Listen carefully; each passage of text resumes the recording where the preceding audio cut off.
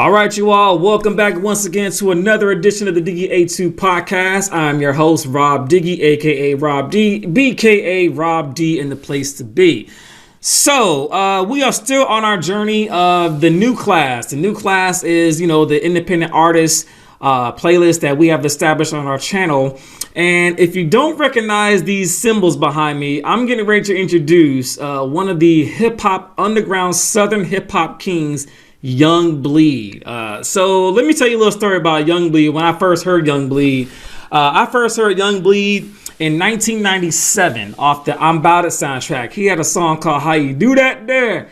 And I was like, yo, what is that? Like, that is so funky. Like, I didn't even know, like, how he even thought of putting that song together. So fast forward a couple years later, he puts out an album called My Balls, My World, which is a platinum selling album on No Limits label. And then he ventured off and did all kinds of different independent ventures and things like that. But the world got introduced to Young Bleed from How You Do That. And that album, solidified himself as a staple in hip hop and in Southern hip hop, to be specific. So I want to give you all a royal introduction to Mr. Glenn Clifton Jr. himself, aka Young Bleed, is in the building. So Young Bleed, what's good, my brother? What's happening? And talk to the folks, man. What's good, big homie?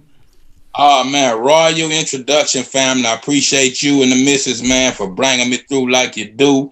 You know what I mean? So it's a beautiful thing, man. That opened up just a plethora of things with me when you go back to the hardness of it. So like I say, from the royal beginnings, let's start there and let's get it on. But thank you, sir. I appreciate that. Nah, thank you, brother. Thank you, man. So let's do it. Let's start from the beginning. So the first area that I want to go into is, how does one transform themselves from Glenn Clifton Jr. to Young Bleed? How did that happen? How did you become Young Bleed? How'd that happen? Good question, man. I go back home nowadays, you know what I mean? I ventured through the 50 states and so on and so forth. But I got a big cousin that, you know what I mean, that always said, man, we laugh when you come back home because you made Young Bleed a byproduct. We know Glenn Clifton, or my nickname, Lit Tank, from out the neighborhood, I was born, I heard you mention earlier about being a veteran. My granddaddy was a war veteran of World War II. Salute to your granddaddy, man. Salute, man. Absolutely. Yes, what's Rest up? in peace. You know what I mean? But he used to say this, more or less, his name, in the street was Good Bleed. They say he was good to bleed you with his knuckles. Oh. He still was a hell of a street guy. He laid concrete when he came home. Mm-hmm. But I went through different series of names. You know what I mean? I started putting my pen to the pad between 8 and 9 years old in the 4th grade, 1983 to be exact. Okay. And when I look back at my life, I'm a 70s baby, born in 74. My granddaddy demise somewhere between 84 and 85. Okay. But somewhere along the way, Ron DMC and that whole evolution of hip hop was happening at the end of the 90s into the 80s era. Mm-hmm. And I caught my glitch in about 4th grade and said, hey, man, one day, Papa, I'm going to be a rapper and I'm on the record company. And as well as you got the logo and the label behind you, it's the dream come true for me. So Here again, man, going through that transition and having several names right before I got my big break. Shout out to the concentration camp, CeeLo Records, No Limit, you know what I mean, and Master P on into Priority Records. I damn near have not had the same deal Ice Cube had when he left NWA and went to Priority Records as a solo artist. Wow. So, right before that sprung off, me and CeeLo, actually, my last rap name before Young Bleed was G-Lo, Ghetto Life Outcast. Okay. We was trying to do an album called Paralokes, and we take our same face and combine the face, kind of like Face Off, and you know what I mean? The movie Face Off, and take a Paralokes and put on both of our face, but we never was able to do that record. Okay. But with us both being, low guys in that sense, minus the Crippin', coming from Baton Rouge, that was just his name and my name at the time, G-Lo. I decided to change my name one more time, and I thought, this time is for the money. Everything is everything. And I went back to sitting on those porches with my granddaddy and having those talks of what I'll become in the future. And I took a chip off the old block and called myself the younger version of Bleed, as he was Good Bleed as an OG to me. And my mom and dad at breakup time. I spent a lot of time with my granddad in the father figure kind of way. Yeah. And the rest is history in that sense. So, as far as the evolution, I tell the young generation this, man, you know, I'm a perfect bridge between the gap, young and old, because I still keep a young on my name based on my granddaddy. So yeah, that's where that come from, man. That's Family what's up, man. That's a pretty interesting story, brother. Like I've never would have thought you were gonna tell me something like that, man. I thought you were gonna say like somebody named you it, and then you got it like it grew, and then you know what I'm saying. That's a whole like lineage of story behind it. So it's a whole different meaning. It doesn't just mean Young Bleed. It's the whole like story, like family story behind it. So that's dope. Absolutely. And one more to grow on, man. Like I say, my granddaddy was a World War II veteran. So later in life, when my mother being his oldest daughter, when she was pregnant, he used to joke with her when she used to tell me that her stomach looked like an army tank. So I guess it reminded him of World War II. So before I was named, I'm named a junior after my daddy, Glenn Reed Clifton Jr. Yeah. But my granddaddy named me Tank before I was born, and told my mother that her stomach looked like an army tank that reminded him of World War II. So if she had a boy, that's what my nickname would be. So I was actually named from my grandfather before I was born. So it was only right to give back and take a bit and piece off of his name and just bring it all the way full circle. Yes, sir. Man, it's crazy how life comes full circle, man. That's dope, man. That is so dope, man, and I'm so glad that you shared that with us, brother, because I don't know if a lot of people know that story, but I'm glad for you to share that on this platform with us, brother. So I appreciate that. Let's talk about 2020, Young Bleed. How was your 2020, and what did you learn from 2020 you're going to bring into the new year? Man, let me paint the slide for you, man. Okay. I was a part of the No Limit tour for really about, my name might have showed up on 7 flyers and marquees and tickets and all that. But the only show officially I did was November 30th, 2019 in Chicago. Okay. It was on stage just doing that verse for how you do that. And it was phenomenal. After all those years, I hadn't saw P. We'd talk in and out, so on and so forth. So, that whole reunited thing, we was based on that. Right. But I ended up staying in Chicago from November, the last day of November, into January when the weed became legal, and so on and so forth, based on the rest of the tour dates that they didn't welcome me into. My name was put out there, but when it came down to it, they didn't welcome me into those dates.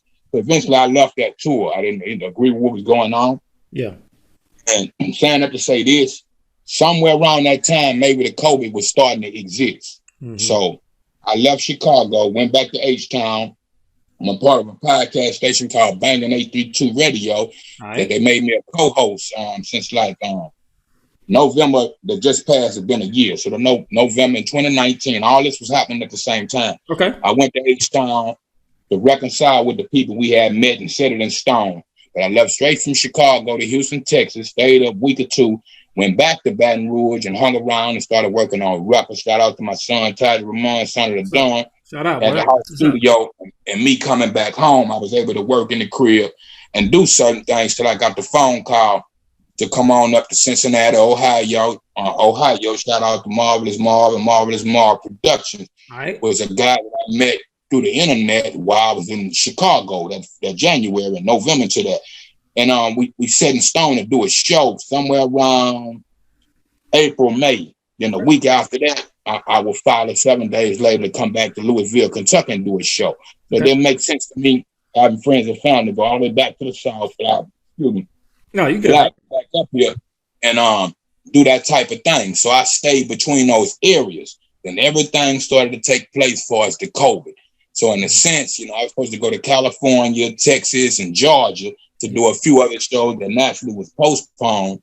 And that type of thing, the travel and the state lines being shut down, and me having good friends and family in the Midwest on up into the North. I lived in like about 40-something states, you know what I mean, and 40-something years of my life.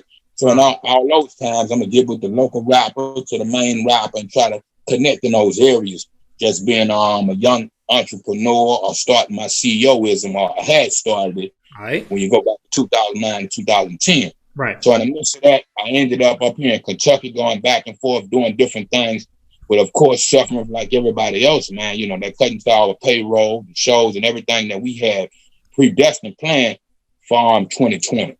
So definitely, man, it's a blessing and a curse. I joke with my studio guys, producers and rappers are like, for what's happening with the COVID, we used to happen to sit in a room and record music and write and don't leave that till it's done. So it's again a blessing and curse for us. We know what to do in those solitude times. Yeah. You see what I'm saying? And from that, I've just been adapting the role in the rest since then. You know what I mean? Man, that's what's up, man. And my sentiments as well. You know what I mean? When you don't have when you got nothing but time, brother, when you got nothing but time, you got to come up with something. That's why I can't wait till 2021, because I know it's going to be a lot of COVID music coming out in this year and the years afterwards, you know what I'm saying? And people going to make some very introspective stuff. And shout out to everyone that lost their life as well due to COVID, because COVID is real. Man. You know what I'm saying? COVID is real. You know what I mean? But it is. Man, so Bleed, what is your take on the state of hip hop music in 2021, man? What is your, how do you feel about, you know, both of us are from the same era of hip hop, so we look at hip hop in a different lens, right? So you know, coming up in the 90s and the late 80s, 90s, you know what I'm saying? Now we got hip hop in 2021. So what do you think? How do you think what the health rather is of hip hop right now today? What's your universal language and universal law.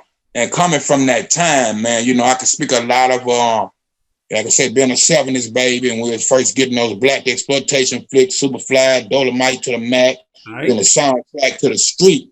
They became our leaders after the 60s. We're not born in the 60s, so we hear about Malcolm, we hear about Martin, JFK, and so on and so forth. So I watched that go to the black exploitation flicks, till we started to stomp with James Brown and this, that, and the other. Yeah. You know, we talked earlier about LL and Rakim and so on and so forth in the 80s era. To the greats. Original golden age, right?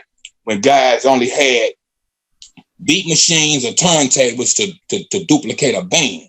You see what I'm saying? So later on, when you get Too Short records and Eazy-E and them from the West, then you start hearing more funk on records with live instruments was being played. But the average kid that only had two turntables, all we had was the beats and the breaks. You know what I'm saying? So I'm a part of that evolution. And we spoke earlier about how it marked from the East and to the West and the South becoming third coast. You know what I mean? The last to get it and eventually the Midwest and throughout the rest of the world. So now it's an infinite thing, but it's more here again, universal language and universal law. It go with the wind. Okay. Where oranges might grow in Florida, peaches might grow in Georgia. You see what I'm saying? Yeah. So I dig what's going on with it. I don't agree with everything, to each his own. If everybody was the same, it'd be a robot factory to sound like a broken record. So I keep up, you know what I mean? Keep my eyes open, eye to the sky, ear to the street. And, you know, I remember my parents and other parents and people back in the 80s was saying how rap might be a fad. My pops always said, man, have something else to fall back on. So to see it still existing in 2021, and it's all over the place, from commercials to radio, you name it. It's a beautiful, God-blessed thing. So I like to keep that dream alive, and I appreciate everybody else that's, you know, getting the A for effort for just doing that, young and old. What I don't like is the clash, but, you know, depending on how religious you is and whatever, it's a case of father against son, son against father, mothers against daughters, and vice versa, when you see the old heads capping at the youngsters and vice versa. So that part of the demographic, if I could change and remain that medium, and connect those dots, and we keep this 360 degrees, the blessing of God that gave us freedom to speak, so on and so forth. You know, depending on how you look at it, that's my only thing. You know what I mean? As far as form and fashion and all that, some things are not for the kids. You see what I'm saying? Okay. So, you know, being a part of hip hop evolution, we saw it grow in a certain direction, and it was like back in the days. I remember Eric Sermon being one of the first rappers to rap with a list, Cool G Rap. Those guys. And we practice pronunciation so much to get this perfect. Now it's kind of backwards. Everything, you know what I mean? MF, you know what I mean? It's over and under the radar. But you know what I mean? Like a Dolomite movie. You know what I mean? We ain't create the science it is with it. So it's in categories. It's not one thing right now, from gospel rap to hardcore hip hop and all in between. Man. So it is what it is. I respect. No, I respect your opinion, brother. And like I said, we from the same era of music. I kind of feel like I'm an old soul, so I dig the 70s, the 80s, and the 90s, and you know. So what do you say to those, Bleed, that feel that mumble rap killed hip hop? What do you say to those individuals that have that opinion? What do you say to that? I'm glad you brought that up. Going back here again to Cool G Rap. and Eric Sermon that rap with a list. You know, one of my nicknames that my pops would call me young was Mumbles. You see what I'm saying? If I catch a whooping, or I don't know if we can curse or whatever, but be in trouble no, at you home. Good, dog. You good? Okay, ass whooping, you know what I mean? I go back to my back room and talk shit to myself, and my pops would say, "What you said?" I said, "Man, I ain't say nothing," but he could hear me mumble under my breath. And half of the times I walk around the house, kind of talking to myself and those type of rudiments, and just freestyling to myself, he started to call me Mumbles at a young age. So imagine when I first heard the term mumble rap, I took it two ways. For as perfect as we was pronouncing when you listen to a Big Daddy Kane record or My Philosophy with KRS-One, it was education to us. I learned a lot more rap music than I learned in school, and black education and so on and so forth. So I got that. But I felt like, in one sense, it was derogatory toward the South. Us boys that wasn't educated with these hip-hop schools, Def Jam to Death Row, and we had to learn our own way to interpret the language.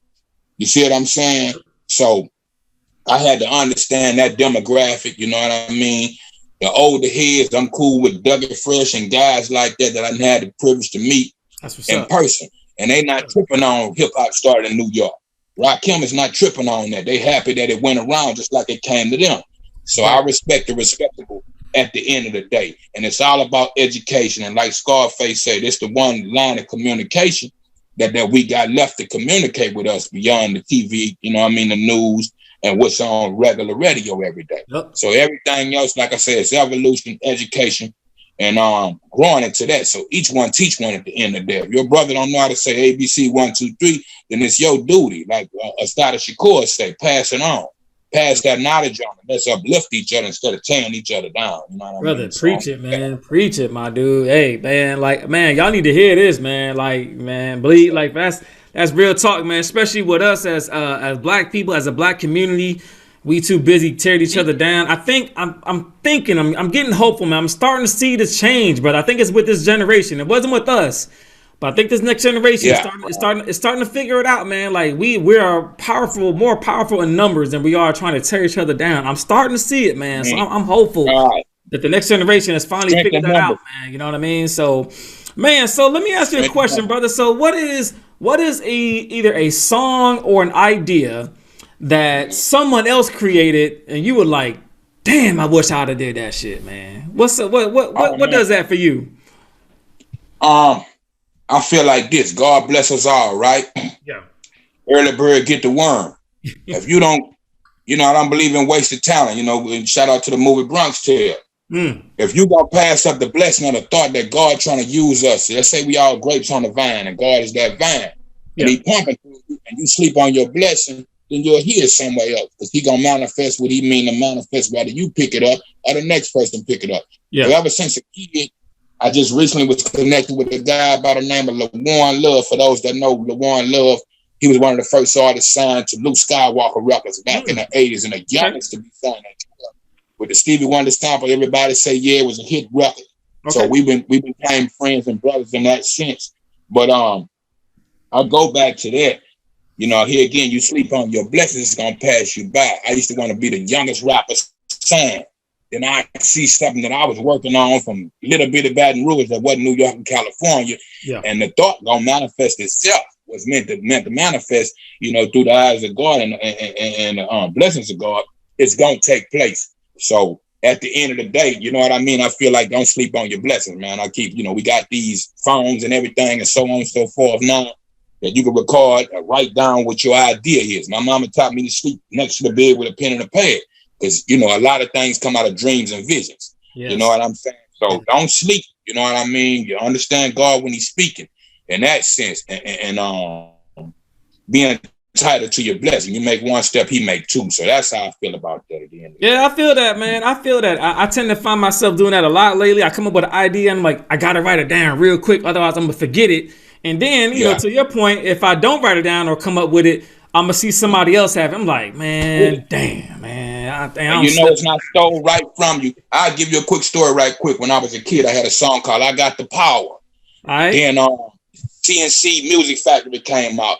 Then another guy came out and they wasn't from my neighborhood, city, or state. So it's not like they stole from my notebook. Right. that thought manifested, and they was in position to have access to it. So Yeah. I learned that lesson and learned not to sleep on my thoughts ever. Go with it, you never Yeah, know. man. That was a big record too, matter of fact. A huge record back in the early 90s, man. Huge Yes, sir. record. Yeah. Man, so let's switch gears, bro. Let's talk about your time at No Limit Records and at Strange Music. So how did you grow from being a artist on No Limit and then the Strange Music experience? So what did you learn from both of those experiences? What did you take away from being on each of those labels?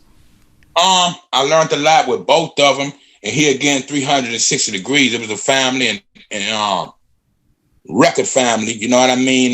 Kind of venture 360 degrees. Shout out to Dave Weiner, who was an A&R, whatever his position was at Priority, that became vice president at Strange years later. So we reconnected. Shouts out to Chauncey Clyde out there in the Kansas City area. The first guy, my brother, friends, and family, long time. That reconnected me with Dave Weiner when I was in between a contractual position between West Coast Mafia, my independent label at the time, and that was one of the things that came about. So, like I say, more or less, at the end of the day, that was the connect that connected me initially to Strange. Okay. So, I was a fan of Tech Nine and what they had going on and so on and so forth. Yeah. But kind of off-center to it, you know what I mean? But Dave brought me more up close and personal. And I had the chance between 2009, 10, and maybe the 2012 to have that run with those guys. And it was a phenomenal thing. I just wish it would have lasted long. I had ideas. They had their own ideas. And we separated somewhere along that time. But at the end of the day, it's no bad blood. It was a good run. No, that's what's up, man. I listened to Preserve today. Matter of fact, I listened to all your music today. Like all your stuff today, man. So I'm familiar. Preserve, and I like how you did how you do that again with you Tech, and I think it was another cat that was on the drum with you trying to bring that flavor back. I like that, man. Like I was like, oh yeah, man, that's what's up, man. But and then what you started to create, you started to get the entrepreneur type of thing in you. Then I started to notice and then what I've also tell you, Bleed, is the more I listen to your catalog, the better your rhymes got too. So I don't know if anyone's ever told you that, but I think as an MC or as a rapper, your rhymes got better as you grew. You know what I'm saying? As you progressed in life, your rhymes got better with it as well too. So I definitely want to give you kudos for that. Just listening to what you've gone through, your experiences, your rhyme patterns got better. You got better as a writer as you got older, man. And it tells within the music, as you're telling your stories, as you go along with your music. As I listen to your catalog all today. And then, you came to Trapdoor Entertainment. So let's talk about that for a minute. You built, or I want to say you created Trapdoor around 2010-ish or so. So it started as a small idea. Exactly. And you decided to go independent route, with Trapdoor, and you're still the CEO right now, as am I understanding correct? You're still the CEO. Absolutely. So how do you balance being a CEO and an artist? What is that life like for you right now? It go back to my artists, the day they made me boss. You know what I mean? The bosses I come from under. I learned the ins and outs between C-Loc Records and the concentration camp. You know what I mean? And it's all trial and error. Into No Limit, you know what I mean? Slightly into Priority Records, then the folding of Priority Records. Yeah. So Ben, you know what I mean? I always kept a B level label, despite of me signed as a solo artist. My first label was Criminal Records that I never got off the ground, so nobody knows about that. Yeah. But my second label was Detention Home Entertainment. Shouts out to Uncle Paul, a member of the Carter-Young family, and a lifetime brother from the neighborhood since we was kids, since Little League and elementary school. Yeah. But I learned when I come in the game, they told me, Bleed, this is 10% talent and 90% business. And I always argue that fact, being born artist first. So me, here again, being a sacrificial lamb, I went through a whole lot of the scrapes, not saying it all. Yeah. Everybody got their own individual stories. Yeah. But what I wanted as an artist for myself, and once I started to build and starting those labels and putting out, going back to independence after the fall of Priority, then I started saying I wanted to create a plateau that artists could focus. It's like being a boxer. Yep. And once the bell rings, you're in that ring by yourself. But what you don't want to feel like is your manager's a jerk off, your cut man, and your trainer. You don't want to have to look behind your back. And I try to create that type of circumference for every artist that come up under the same kind of umbrella that I did. The way, don't worry, like God having your back. Don't worry, don't look backward. Just go out there and do your thing.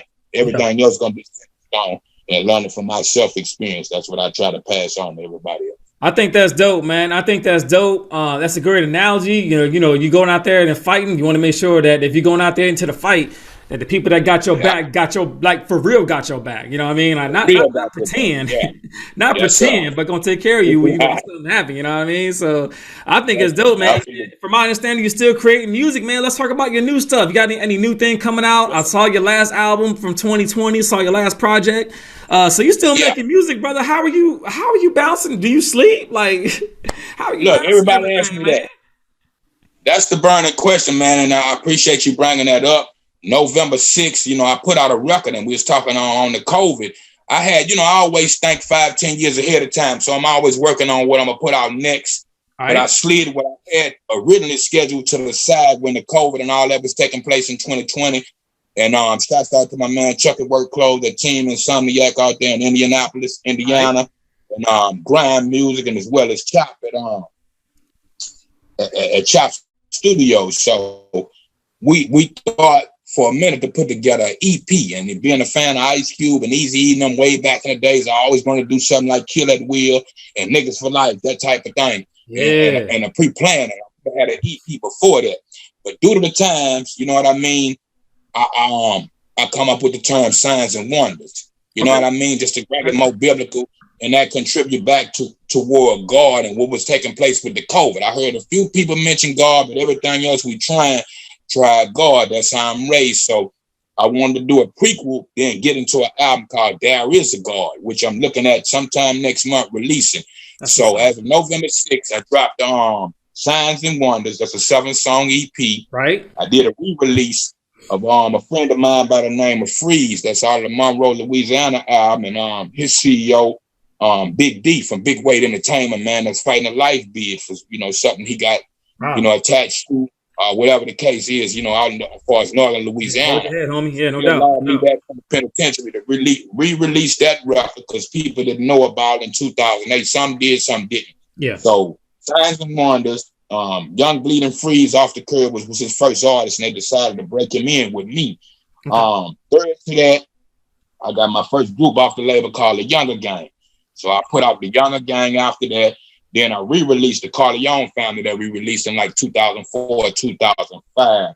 On up until my man Zam coming out of East. Zam 2 turned out of East St. Louis, man. Just dropped his single and video last week called Love Again. And his EP is scheduled to come out this Friday. So I'm trying to stay between a 2-3 week span of dropping records and just being blessed to have the right artist that's busy like me and ain't got to twist no hands and just take in the work and present that to the world. So that's where we at as far as up to date and what we got going on over here at Trapdoor Entertainment with the coming of the There Is a God, the next Young Bleed solo album sometime next month, y'all. Man, you like a walking billboard, my dude. That's what's up, man. You talking about marketing. That's marketing at its finest right there, man. My man just said his whole catalog and what he getting ready to do, man. That was 2 steps ahead, brother. I feel you. Hey, look, somebody told me that in the past, man. You got to be a walking billboard, man. You know what I mean? Got to, man. Hey, you see this? You see this, brother? Yeah, you can't miss it.